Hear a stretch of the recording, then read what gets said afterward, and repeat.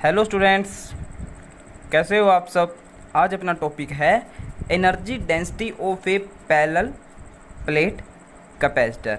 तो सबसे पहले मैं आपको इसकी डिटेल बता देता हूँ कि एनर्जी डेंसिटी क्या होती है पैरेलल प्लेट कैपेसिटर के लिए। अपने पिछले लेक्चर में बात की थी कि एनर्जी स्टोरेज निकाला था अपनों ने पैरेलल प्लेट कैपेसिटर के। उसके अपने को 3 फॉर्मूले यहाँ पे डिनोट होते। पहला फॉर्मूला था हाफ क्यू स्क्वायर अपॉन में सी।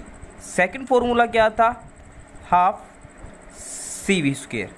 थर्ड फॉर्मूला क्या था, हाफ क्यू वी। ये 3 फॉर्मूले अपने को पैरेलल प्लेट कैपेसिटर के अंदर एनर्जी स्टोरेज के लिए अपनों ने निकाले थे। तो यहाँ पे एनर्जी डेंसिटी क्या होगी, उस पैरेलल प्लेट कैपेसिटर के पर यूनिट वॉल्यूम में जो एनर्जी होगी, उस पैरेलल प्लेट कैपेसिटर के पर यूनिट वॉल्यूम में जो एनर्जी होगी वही क्या कहलाएगी, अपनी एनर्जी डेंसिटी कहलाएगी।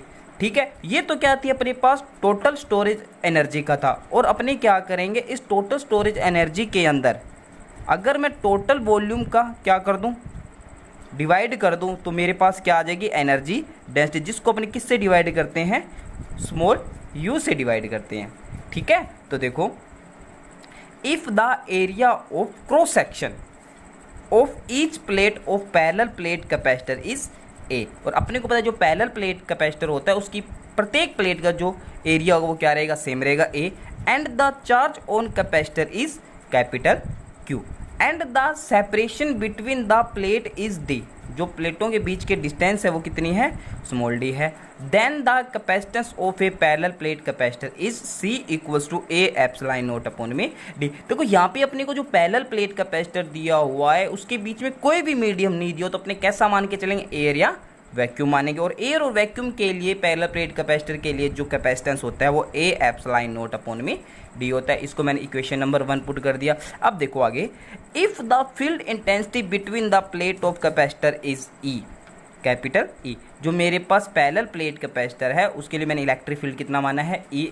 Then the potential difference between the plate, अपने को पता है पोटेंशियल डिफरेंस V और इलेक्ट्रिक फील्ड इंटेंसिटी E के बीच में एक रिलेशन होता है, V equals to E dot R. और अपने को पता है जो पैरेलल प्लेट कैपेसिटर है उसके जो बीच की डिस्टेंस कितनी है, D। तो R की जगह कितना आ गया यहाँ पे, D। इसको मैंने इक्वेशन नंबर 2 पुट कर दिया। और मैंने बताया था जो एनर्जी डेंसिटी होगी वो क्या होगी, पर यूनिट वॉल्यूम में जो एनर्जी होगी, पर यूनिट वॉल्यूम में जो एनर्जी उसको अपने क्या बोलेंगे, एनर्जी डेंसिटी। देखो, as energy density U is energy per unit volume, then per unit volume में जो एनर्जी होगी उसको क्या बोलेंगे, एनर्जी डेंसिटी। तो U equals to energy upon में क्या कर दिया मैंने, वॉल्यूम। ठीक है, तो U इक्वल्स टू एनर्जी को किससे नोट करेंगे, कैपिटल U से, अपॉन में वॉल्यूम को V से। और अपने को पता है, क्योंकि अपने को पता है एनर्जी के 3 फॉर्मूले प्राप्त होगी, तो अपने एक हाफ सी वी स्क्वेयर लेके चलें। यू की वैल्यू मैंने कितनी पुट कर दी, हाफ सी वी स्क्वेयर। और वॉल्यूम में मैं क्या लिखता हूँ, एरिया इंटू डिस्टेंस। क्या होएगा, वॉल्यूम हो जाएगा अपने पास। तो देखो, U equals to half C V square A into में डी, इक्वेशन 3। तो अब देखो, from equation first second third से, फर्स्ट इक्वेशन से मैं यहाँ C की वैल्यू पुट करूंगा, सेकंड इक्वेशन से मैं यहाँ V की वैल्यू पुट कर दूंगा इक्वेशन 3 में। ठीक है, देखो U इक्वल्स टू हाफ वैसे वैसा। अब देखो, सबसे पहले C की वैल्यू पुट करूंगा, तो C की वैल्यू कितनी थी, ए एप्सिलॉन नॉट अपॉन में डी, इंटू में क्या था, C के साथ V था, और V की वैल्यू क्या थी, E cross D। V square था तो क्या आ गया, E क्रॉस D का होल स्क्वायर, अपॉन में कितना था, V वॉल्यूम। वॉल्यूम को मैंने क्या लिख दिया था, A क्रॉस D। तो अब देखो, मैंने इसको सोल्व किया, हाफ वैसे का वैसा, ए एप्सिलॉन नॉट डी वैसे का वैसा, E क्रॉस D का होल स्क्वायर है तो E square D square into में 1 अपॉन में A इंटू में D। देखो, A से A कैंसिल हो, देखो D क्या होगा, D का स्क्वायर से D स्क्वायर कैंसिल हो गया। अपने को पास क्या बचा, U equals to half epsilon not E square. ये आ गई मेरे पास energy density parallel plate capacitor के लिए।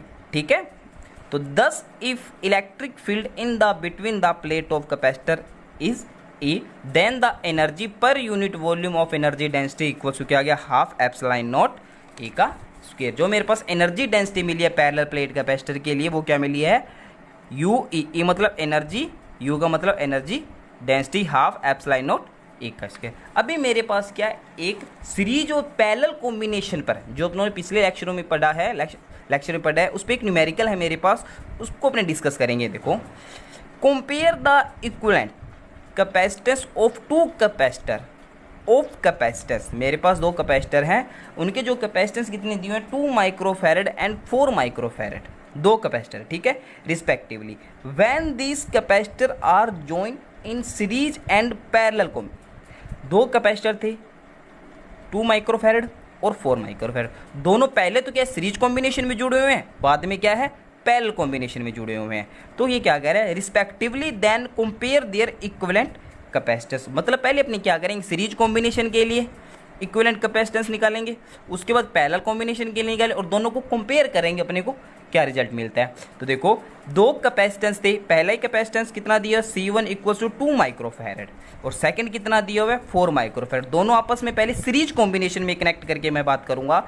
तो अपने को पता है सीरीज कॉम्बिनेशन के अंदर जो इक्विवेलेंट कैपेसिटेंस का फॉर्मूला होता है वो क्या होता है 1/CS equals to 1/C1 plus 1/C2 series combination के अंदर।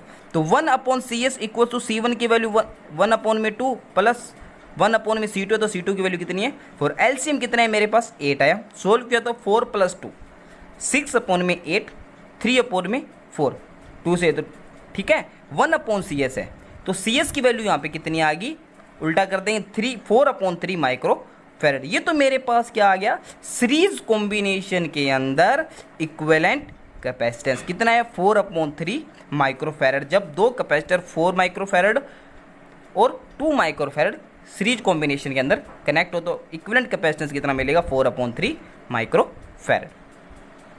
नेक्स्ट अपनी बात करते हैं पैरेलल कॉम्बिनेशन, और पैरेलल कॉम्बिनेशन के अंदर जो इक्विवेलेंट कैपेसिटेंस का फॉर्मूला होता है CP का मतलब पैरेलल, C का मतलब कैपेसिटेंस, C1 + C2, C1 की वैल्यू कितनी है 2 + 4 कितना आ गया 6 माइक्रोफैरड पैरेलल कॉम्बिनेशन के अंदर इक्विवेलेंट कैपेसिटेंस। अब अपने को कंपेयर करना है, कंपेयर करेंगे तो मैंने क्या किया CS/CP, CS की वैल्यू कितनी है 4/3 एंड CP की वैल्यू कितनी है 6, तो इसको मैं क्या लिख सकता हूँ 4/3 × 6 4/18, इसको सोल्व किया तो 2/9। तो ये मेरे पास अगर सीरीज कॉम्बिनेशन और पैरेलल कॉम्बिनेशन को कंपेयर करूं तो देखो, तो देयरफॉर द रेशो किसका सीरीज कॉम्बिनेशन और पैरेलल कॉम्बिनेशन का equivalent capacitance in the series and parallel combination in the given capacitor 2:9, मतलब दो कैपेसिटर थे 4 माइक्रोफैरड और 2 माइक्रोफैरड, उन दोनों को पहले सीरीज में और फिर पैरेलल कॉम्बिनेशन में कनेक्ट किया। तो कनेक्ट करने के बाद जो सीरीज कॉम्बिनेशन और पैरेलल कॉम्बिनेशन का जो कंपेयर होगा, तो सीरीज कॉम्बिनेशन के लिए कैपेसिटी कितना होगा 2 और पैरेलल के लिए कितना होगा 9। तो ये था मेरे पास आज का topic, energy density of parallel plate capacitor and parallel combination और सीरीज कॉम्बिनेशन पे एक न्यूमेरिकल डिस्कस किया था। Thank you.